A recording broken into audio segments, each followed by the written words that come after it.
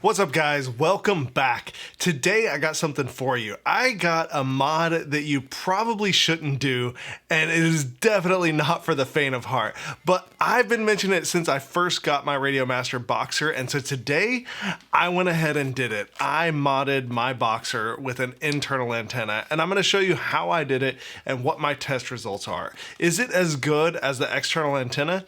Spoiler alert, it definitely is not, but is it good enough for most of your FPV needs? I think it might just be. So stick around for the test results and a little bit of pictures and how-tos. Hey, I just want to say right now, if you find this video helpful, make sure that you hit that like button to let other people know that you did find this video helpful, because it helps me out, it helps the channel grow, and I would really appreciate it. And if you're not already subscribed, consider subscribing today and ring the bell so that you get notifications whenever I post new content. All right, let's get right into it. For context, I have gone through a lot of different radios over the years, and one of my favorites was the TBS Mambo. It had its downsides. Number one, tracer is not my favorite link. The polling rate of the gimbals is not going to go above 250 hertz, which will never get to the same rate that you're going to get on Express LRS, up to 1000 hertz. The gimbals for me tended to drift over time, and it's still running Freedom TX, not on Edge TX. So there's a lot of downsides for me and the Mamba. And so I've been really liking the Boxer though, because it's a very similar form factor and has a lot of upgraded features, namely my AGO1 gimbals, the Express LRS internal that'll do 1 kilohertz and will do a full 1 watt of power output for days. So I've been loving this radio. But in my teardown video, I noted that the radio module in it, the Express LRS module, had a U.FL to SMA adapter to get to, I guess it's actually a RPSMA, but the U.FL to RPSMA to get out here to where you're gonna mount your antenna. And I said, you could probably just throw a little U.FL antenna on the inside and be done.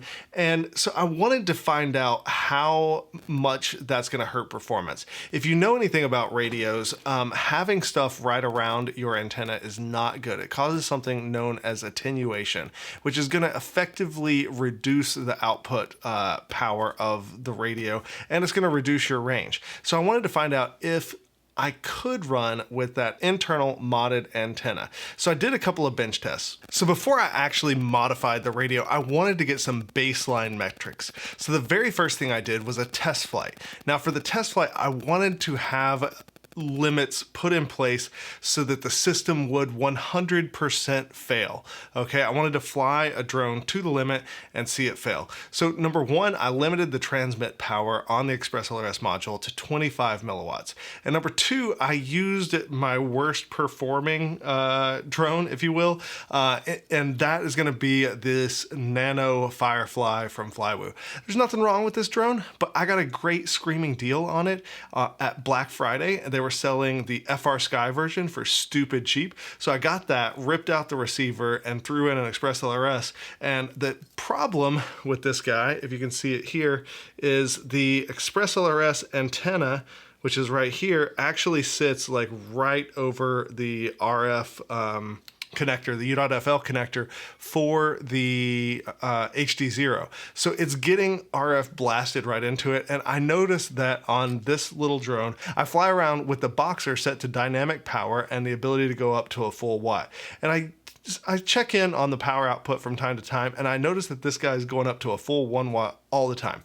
Never had a fail-safe because let's face it, the range of the 200 milliwatt video transmitter is not the best. It's really for flying just around the house and pretty close in. So I've never had a failsafe, but I know that if I put it on 25 milliwatts with the stock configuration, it will 100% cause a failsafe. So I put that on and I went and flew it at a nice known distance location, pulled up the GPS and measured how far it went. And I got a total of 715 feet, a little over 700 feet before it fail-safed and crashed. So when I got back home, I set up a little test on the bench using my Immersion RC RF tester. These guys are great. This is the Rotor Riot Edition. It comes with a few extra connectors. If you don't have one of these, I highly recommend getting one. It's not gonna be like the most accurate test equipment, but it's nice for doing these A and B comparisons. So I set it up on the bench and I took a reading of the room looking at the 2.4 gigahertz spectrum, and it was reading, just sitting here, about negative 25 dB, right? And I set up the radio 2 feet away, marked it on the table where everything was, powered on the drone, powered on the radio, and it went from reading right around the 25-ish dBm to bouncing right around negative 21 dBm. And that's with the stock antenna configuration, okay? Now, I took the stock antenna. I didn't want to take a reading right at the antenna because I can put the meter right up against it, and there's a lot of variation when you get that close to the actual transmitter. So I wanted to measure it at a decent distance away from the radio. Now, after taking the test flight and getting the bench levels and seeing what it was, I went ahead and modified the radio. Now, let's talk about what is involved in that process. I had to disconnect the U.FL to RPSMA adapter that comes installed. Now, there's a little bit of adhesive, so I advise that you, if you're gonna do this, which I don't advise you do, but if you're going to, use some needle nose pliers, some tweezers to peel up as much of that adhesive before trying to pull off the U.FL connector. That'll save you a lot of headache. And then I went ahead and just mounted a small mini mortal, whatever you call these freaking antennas. It's just a small dipole 2.4 antenna that I had from a receiver laying around. I'm gonna warn you, this is not pretty. This is definitely like the quick and dirty version that I wanted to do for testing purposes. And then assuming that if the test went well, I could remove the RP SMA adapter and move the antenna around a little bit. I mounted it using some E6000 in order to make sure that the U.FL connector doesn't come loose. And it's going to be hard for you guys to see it. I know, I can tell right now. But I also used the E6000 to hold the antenna in place. Yeah, there you go. So that glob at E6000 is holding the antenna in place so that it is not touching the antenna adapter for the RPSMA, and it's not touching any of the PCBs. So it's just free floating there inside of the frame. And then before I even went out to test fly it, I set it back down on the bench with the antenna placed in roughly the same position and the RF power meter in the same position, and powered everything back up. Now, I had negative 25 when I had nothing on in the room other than Wi-Fi and things that are already on.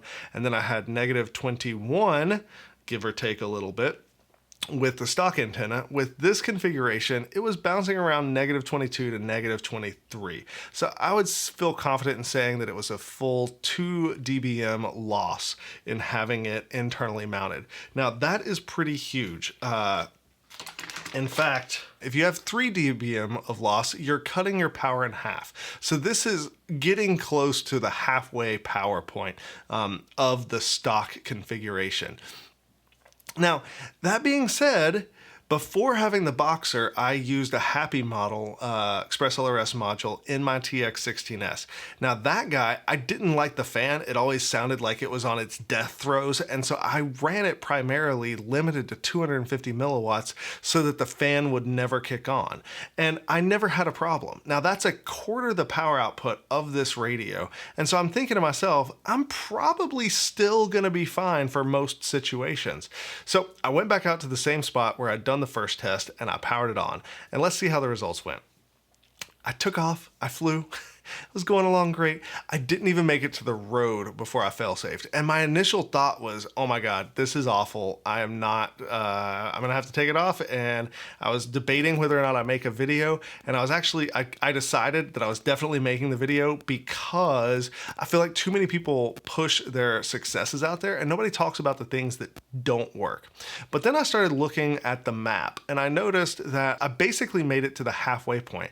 I went a total of 310 420 feet, which is just shy of the halfway point, which would have been around 355. But the fact that I was still getting half the range, and I know that I normally run my setups at quarter of the power output that I'm currently running, I started to think maybe it's not that bad. And so I cranked the power back up to a full 1 watt dynamic power, did some flights around the house, and sure enough, I was able to fly right up to the edge of my video performance. Now that is using HD0. I've been like flying the crap out of HD0 and haven't even touched my DJI stuff since. So I'm not going to say that I'm going to stick with this mod. For now, I'm leaving that RPSMA adapter in there, but I'm going to continue to fly with the internal mounted antenna because, you know, the truth be told, I'm planning to get myself a Radiomaster Ranger external module that I can modify to go a full 2 watts.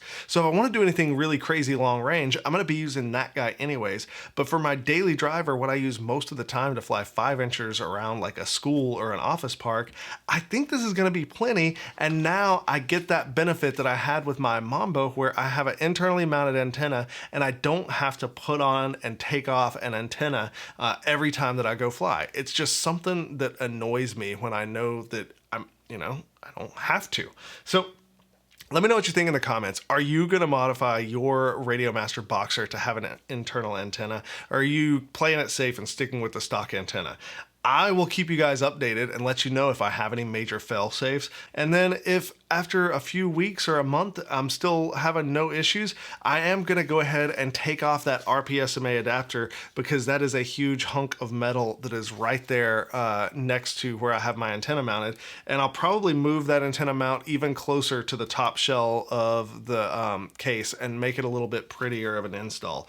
The only downside for that is I'm not looking forward to having to take off the whole PCB. If you look here, there is there's a mounting screw right underneath my finger. Let me see if I can get the reflections to work and the focus to work. Yeah, it's right there. I'll make an arrow. And it goes to the underside of the PCB. So I've heard that if I want to remove that adapter, I have to take out the whole main PCB, which isn't like a deal breaker. It's just a nuisance that I don't feel like doing today. Let me know what you think in the comments. I'll be back with more flight videos shortly. I got lots of cool trips coming up, and stay tuned. Be sure to like, subscribe, ring the bell. Don't miss out on my upcoming content. You're definitely going to want to catch it.